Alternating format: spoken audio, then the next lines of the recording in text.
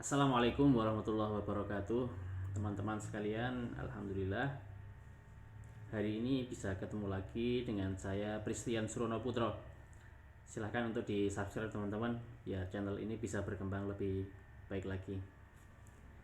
Di baca buku hari ini saya mau membaca salah satu buku favorit saya di bidang keuangan, yakni buku tulisan Robert Kiyosaki yang berjudul Cash Flow Quadrant. Jadi mungkin nanti ke depan baca buku bareng ini akan saya share secara berkala agar teman-teman bisa belajar bareng, bisa sharing, kemudian bisa berdiskusi bareng terkait dengan buku-buku yang mungkin teman-teman suka ya. Walaupun mungkin teman-teman nggak suka ya dengan buku yang saya baca, atau nggak terlalu respect dengan buku yang saya baca, nggak apa-apa.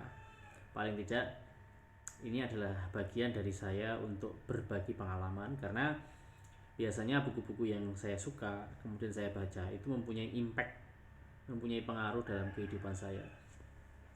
Nah, dalam bidang keuangan, buku yang menurut saya ini cukup bagus untuk dibaca dan mempunyai pengaruh buat saya pribadi adalah buku Cash Flow Quadrant tulisan dari Robert Kiyosaki. Kita akan coba baca teman-teman di bab pendahuluan ya. Ada di kuadran manakah Anda? Kuadran cash flow adalah cara mengategorikan orang berdasarkan asal uang yang mereka hasilkan. Jadi kuadran cash flow ini teman-teman itu adalah semacam kategorisasi framework yang dibuat oleh penulis Robert Kiyosaki tentang bagaimana sih sebenarnya uang itu masuk ke dalam kantong kita. Karena kalau kita belajar dari kecil sampai kemudian dewasa, yang paling kita pahami satu-satunya cara yang bisa dimengerti, karena memang inilah yang diajarkan di sekolah kita, baik itu dari jenjang SD, SMP, SMA sampai perguruan tinggi, dan sekolah pun memang dirancang untuk itu, yakni dari kuadran employee atau karyawan, di mana uang itu masuk ke kantong kita kalau kita bekerja. Jadi kompensasinya adalah dengan gaji. Itu yang banyak dipahami oleh kebanyakan orang ya. Tapi di buku Cash Flow Quadrant ini teman-teman akan diberikan beberapa alternatif bahwa ternyata ada kok cara lain selain dengan bekerja. Misalkan dengan self-employed ya, yakni bekerja secara profesional mandiri. Biasanya para freelance ya. Kemudian ada ternyata uang itu masuk dari kuadran bisnis. Jadi bisnis itu artinya dia mempunyai sistem dan mempekerjakan orang untuk menjalankan sistem yang dimiliki. Jadi seorang pebisnis itu dia adalah seorang owner, pemilik bisnis, sehingga dia bisa mencetak suatu mesin di mana mesin itu bisa profit, menghasilkan income bagi si pebisnis tersebut.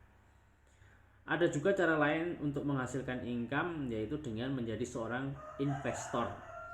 Yang artinya apa? Dia menggunakan uang yang ia miliki dan kemudian memasukkan dalam sebuah instrumen investasi, di mana instrumen ini kemudian akhirnya bisa menghasilkan income tanpa dia harus bekerja di dalam sebuah pekerjaan atau dalam sebuah bisnis. Jadi istilah kerennya itu mempekerjakan uang. Kalau kebanyakan kita kan kita bekerja untuk mencari uang, tapi kalau investor itu dia mempekerjakan uang yang dia miliki. Nah, jadi kuadran cash flow itu adalah cara mengategorisasikan orang berdasarkan asal uang yang mereka hasilkan. Ada 4 teman-teman, yakni employee, karyawan, kompensasinya gaji ya. Kemudian self-employed, profesional mandiri. Kemudian ada bisnis, kuadran bisnis, dan kuadran investasi. Apakah Anda bebas secara keuangan kalau Anda mengalami kesulitan keuangan dalam hidup? Rich Dad Cash Flow Quadrant ditulis untuk Anda. Kalau Anda ingin memegang kendali atas apa yang Anda lakukan hari ini demi mengubah masa depan keuangan Anda, buku ini akan membantu Anda. Jadi teman-teman, buku ini ditulis oleh Robert Kiyosaki dalam rangka agar para pembacanya itu bisa bebas keuangan atau financial freedom. Nanti akan dijelaskan lebih banyak bahwa instrumen yang dipakai itu adalah kita itu masuk di kuadran bisnis atau kuadran investasi, investor. Ini adalah kuadran cash flow. Huruf di tiap-tiap kuadran mewakilinya. Jadi ada 4 kategorisasi teman-teman semua ya, teman ada garis. Kuadran kiri itu ada employee, self employed, kemudian kuadran kanan itu ada bisnis dan investasi. Nah, buku ini teman-teman itu memandu teman-teman sekalian untuk punya framework pemikiran satu, ternyata ada cara lain loh selain dengan bekerja untuk menghasilkan income. Yang kedua, teman-teman akan dipandu dalam buku ini bagaimana caranya agar bisa bebas keuangan. Caranya adalah dengan salah satu caranya adalah dengan masuk ke kuadran bisnis ataupun investasi, jadi ke kuadran kanan. Masing-masing dari kita menempati sedikitnya 1 dari keempat bagian kuadran cash flow. Tempat kita ditentukan oleh sumber penghasilan kita. Kebanyakan dari kita adalah karyawan yang mengandalkan slip gaji, sementara yang lain adalah pekerja mandiri.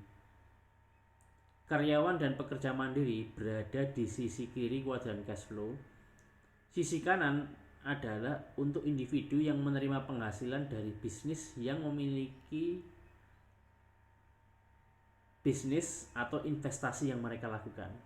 Nah, jadi teman-teman, memang kita banyak diajari untuk menjadi seorang karyawan. Jarang kita diajari atau mendapatkan satu kerangka berpikir, mindset maupun skill set untuk masuk di kuadran kanan, yakni di bisnis dan investasi. Nah, buku ini memandu teman-teman untuk punya mindset apa saja yang harus dimiliki untuk masuk ke kuadran bisnis dan investing. Kuadran cash flow adalah cara yang mudah untuk mengategorikan orang berdasarkan sumber penghasilan. Setiap kuadran di kuadran cash flow bersifat unik, dan orang-orang yang berada di tiap kuadran memiliki kesamaan karakter dengan satu sama lain. Kuadran itu akan menunjukkan di mana posisi Anda saat ini dan membantu Anda memetakan jalan untuk mencapai apa yang Anda inginkan pada masa depan saat Anda memilih jalan menuju kebebasan keuangan. Walaupun kebebasan keuangan bisa ditemukan di keempat kuadran, keterampilan bisnis atau investing akan membantu Anda mencapai tujuan keuangan Anda dengan lebih cepat. Seorang employee, karyawan yang berhasil, perlu menjadi investor yang berhasil untuk memastikan keuangannya terjamin selama masa pensiun. Nah, teman-teman, memang buku ini secara khusus dibuat buat teman-teman agar bebas keuangan. Bagaimana caranya? Mindset apa dan skill set apa yang harus dimiliki? Ikuti baca buku berikutnya di episode yang berikutnya. Jangan sampai ketinggalan ya. Jangan lupa di subscribe teman-teman dan klik loncengnya. Assalamualaikum warahmatullahi wabarakatuh.